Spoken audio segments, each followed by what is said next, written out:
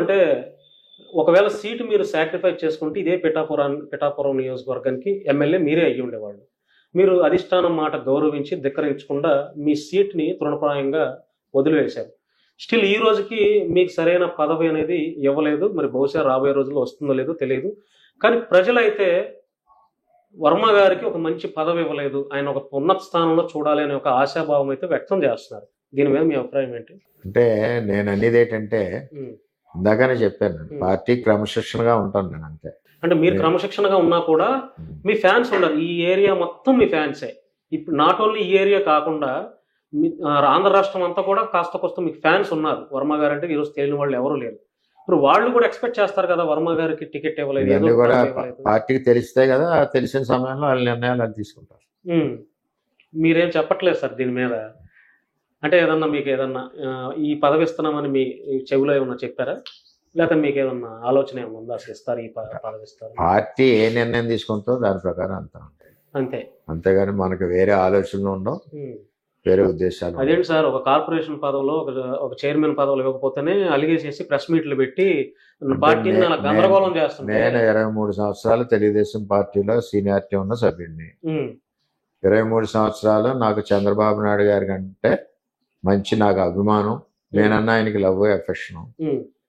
అలాగే లోకేష్ గారు అన్నా, నేను ఎప్పుడు కూడా పార్టీ పునాది గట్టిపడి పార్టీ ముందుకు ఎదగాలి, చంద్రబాబు నాయుడు గారి ఆధ్వర్యంలో అదేవిధంగా యువ నాయకుడు ఆధ్వర్యంలో ఎదగాలని ఆలోచించి వ్యక్తి. సార్, ఇప్పుడు చంద్రబాబు గారిని లోకేష్ గారిని మీరు దగ్గరగా చూశారు, ఆయనలో ఏం క్వాలిటీస్ అబ్జర్వ్ చేశారు, లోకేష్ గారిలో ఏం క్వాలిటీస్ అబ్జర్వ్ చేశారు మీరు? అంటే తండ్రి లక్షణాలు పునికి పుచ్చుకున్నాడా ఏమన్నా? చంద్రబాబు నాయుడు గారి అనుభవం, లోకేష్ గారు యువరక్తం, రెండు కూడా పార్టీకి వెన్ను కింద నిలబడ్డాయి మన ఎలక్షన్లో. లోకేష్ గారు ఆ రోజు యువగలం పాదయాత్ర చేయకపోతే తెలుగుదేశం పార్టీ ఆ రోజుల్లో బలపడే పరిస్థితిలో లేదు. ఆయన యువగలం పాదయాత్రలో కూడా జగన్మోహన్ రెడ్డి ఎన్నో ఇబ్బందులు క్రియేట్ చేసి రౌడీలను పంపి, పోలీసులను పంపి, భీమవరాన్ని అర్ధరాత్రి టెంట్ల మీద దాడులు చేయించి, ఇన్ని చేయించినా సరే ఆ వయసులో లోకేష్ గారు ఎక్కడా కూడా భయపడకుండా వెనకడుగు వేయకుండా యువగలం పాదయాత్ర మొదలెట్టడమే జగన్మోహన్ రెడ్డి వైసీపీకి పతనం స్టార్ట్ అయ్యింది. అని చేత ఏంటంటే పార్టీకి 2014లో ఆయన 50 లక్షల మెంబర్షిప్ తీసుకొచ్చారు. అన్నిటికంటే 2009లో నగదు బదిలీ పథకం పెట్టాలని ప్రపోజల్ చేసింది ఆయన. నెక్స్ట్ మొన్న కోటి సభ్యత్వాలు చేశారు.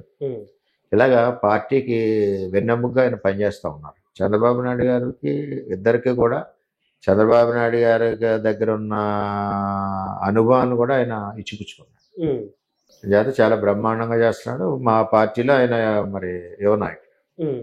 సార్, అంటే ఈ నియోజకవర్గానికి, ఈ పిఠాపురానికి మేము దారిలో వచ్చేటప్పుడు సార్ వర్మ గారు ఇల్లు ఎక్కడ, వర్మ గారి ఆఫీస్ గారు ఎక్కడ అంటే ఒక సైకిల్ దొక్కునే వ్యక్తి దగ్గర నుంచి అసలు కామన్ మ్యాన్ అంటే అతను అంటే అడుక్కునే ఆ వ్యక్తి ఎట్లా అయితే ఉంటారో వాళ్ళు కూడా మీ అడ్రస్ నేరుగా చెప్తున్నారు సార్. అంటే మాకు భలే ఆశ్చర్యం అనిపించింది సార్. అంటే ఇక్కడ పేరుకి పవన్ కళ్యాణ్ గారు ఎమ్మెల్యే అయినా కూడా షాడో ఎమ్మెల్యేగా మీరే ఉన్నారేమో అని అనిపిస్తుంది మాకు. అది కాదు, పవన్ కళ్యాణ్ గారే ఎమ్మెల్యే, షాడో ఎమ్మెల్యే కాదు. నేను టీడీపీకి ఇన్ఛార్జ్. ప్రజలు అలా నేనంటే ఇక్కడ మేము ఎప్పుడు లోకల్ లాగా స్థానికుడిని కాబట్టి జనరల్ గా ఎప్పుడు అవైలబిలిటీ ఉంటాను అందరికి. అంతే తప్పితే వేరేది. సార్, మీరు తెలుగుదేశం పార్టీ ఇన్ఛార్జ్ అంటే వేరే పార్టీ జనసేన పార్టీ ఒక కుర్రాడు గోవిందరాజులు ఏదో కుర్రాడు పేరు, అతను వైసీపీ వారి మీద ఏదో పోస్టులు పెట్టాడు అసభ్యంగా అని చెప్పి అతను అరెస్ట్ చేస్తే, అతను జనసేన పార్టీ అయినా మీరు తెలుగుదేశం ఇన్ఛార్జ్ అయినా కూడా ఇక్కడ కొంతమంది ఎవరో స్పందించకపోతే మీకు ఫోన్ చేస్తే ఇట్లా అరెస్ట్ చేశారు సార్ అని అనగానే మీరే నేరుగా వెళ్ళి పోలీస్ స్టేషన్కి వెళ్ళి దగ్గరుండి వెంట పెట్టుకొని ఆ కుర్రాడిని విడిపించారంట, నిజమేనా? అది కరెక్టే. జనసేన పార్టీ అంటే బయటది కాదు కదా, తెలుగుదేశం జనసేన అన్నదమ్ములే కదా. ఎవరికన్నా కష్టం వచ్చినప్పుడు మరి వెళ్ళవలసిన బాధ్యత నాకు ఉంటుంది, వాళ్ళకి కూడా రావాల్సిన బాధ్యత వాళ్ళకి ఉంటుంది. సార్, ఇప్పుడు ప్రస్తుతం పిఠాపురంలో డెవలప్మెంట్ ఎట్లా ఉంది సార్? అంటే గెలిచిన తర్వాత ఇప్పుడు పడాకి వేశారు కొత్తగా పవన్ కళ్యాణ్ గారు, చంద్రబాబు నాయుడు గారు, పవన్ కళ్యాణ్ గారు కేబినెట్ లో నిర్ణయం తీసుకున్నారు, జియో వచ్చింది. దాంతో ఏంటంటే constituency wise all connected departments కి హెడ్స్ ఉంటారు. దానివల్ల ఐఏఎస్ ర్యాంక్ ఉండొచ్చు. అంటే పడా కమిషనర్ ఐఏఎస్ ర్యాంక్ ఇచ్చి నేను అనుకోవడం ఆర్డీఓ సీనియర్ ఆర్డీఓ ర్యాంక్ పెట్టినట్టు నాకు ఐడియా.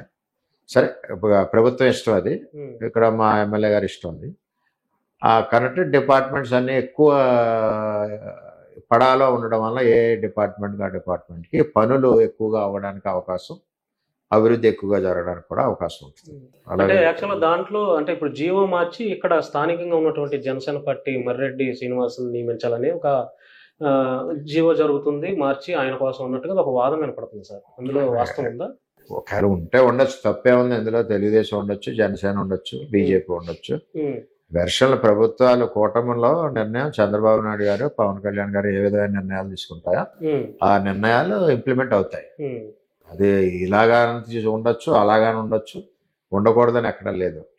అది తప్పు కాదు సార్. మీరు పార్టీకి కమిటెడ్గా ఉన్నారు అంటే నిస్వార్థంగా పార్టీ లైన్ దాటకుండా ఉన్నారు అనడానికి ఒక ఉదాహరణతో నేను ఒక మాట చెప్తాను సార్. మీకు ఎమ్మెల్సీ పదవి ఇచ్చి మంత్రి ఇస్తానని చెప్పి ఒక పెద్ద ప్రచారం అయితే జరిగింది. సో మీ ముందు ఎన్నికల ముందుగా ఇక్కడ రాజశేఖర్ గారిని అనౌన్స్మెంట్ చేసినప్పుడు మీరు నిస్వార్థంగా నాకు ఇవ్వకుండా ఆయనకి ఇచ్చారని మీరు ఎక్కడ అలగకుండా పార్టీ మీద ఒక కమిటెడ్తో ఉండి పార్టీ ఆదేశించిందని చెప్పి మీరు ఇక్కడ మున్సిపల్ కళ్యాణ మండపంలో ఒక పెద్ద బహిరంగ సభ పెట్టి అతనికి వెల్కమ్ చేశారు. అంటే నాకు ఇవ్వలేదు ఆయనకి ఇచ్చారని మీకు అంటే మనసులో ఎక్కడ అనిపించలేదా?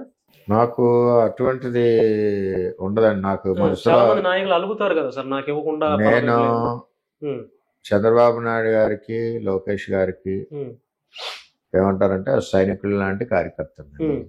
వాళ్ళ నిర్ణయాలని శిరోధావించి ముందుకెళ్ళి వ్యక్తిని ఎప్పుడు కూడా ఎవరికి ఏ సమయంలో రావాలో ఏ సమయంలో ఉండాలో అన్నది అది చంద్రబాబు నాయుడు గారికి తెలుసు.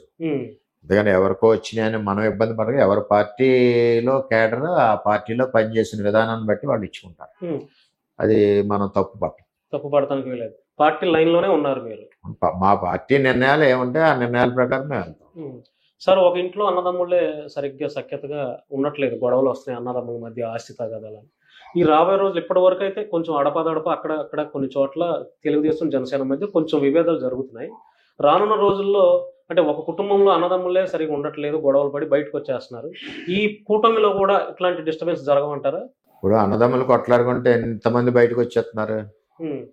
ఎవరో బయటికి రారు. అది టీ కప్లో తుఫాన్ లాగా మళ్ళీ పెద్దవాళ్ళు ఎవరో చెప్తారు. అలాంటి ఇక్కడ పార్టీ రెండు అధినాయకులు ఇద్దరు కలిసి రామలక్ష్మణ్లాగా వెళ్ళేటప్పుడు కింద కేడర్ కూడా అదే విధంగా ఆలోచన చేస్తే అక్కడ కూడా నెగిటివ్ ఆలోచన అన్నది ఎవరికి రాదు. ఇది చంద్రబాబు నాయుడు గారు, పవన్ కళ్యాణ్ గారు అన్నట్టు ఇంకొక 10 సంవత్సరాలు పొత్తు ముందుకు సాగుద్ది. ఈ ఆంధ్రప్రదేశ్ రాష్ట్రం కూడా ఈ పొత్తు వలన అభివృద్ధిలో ముందుకు నడుస్తుంది.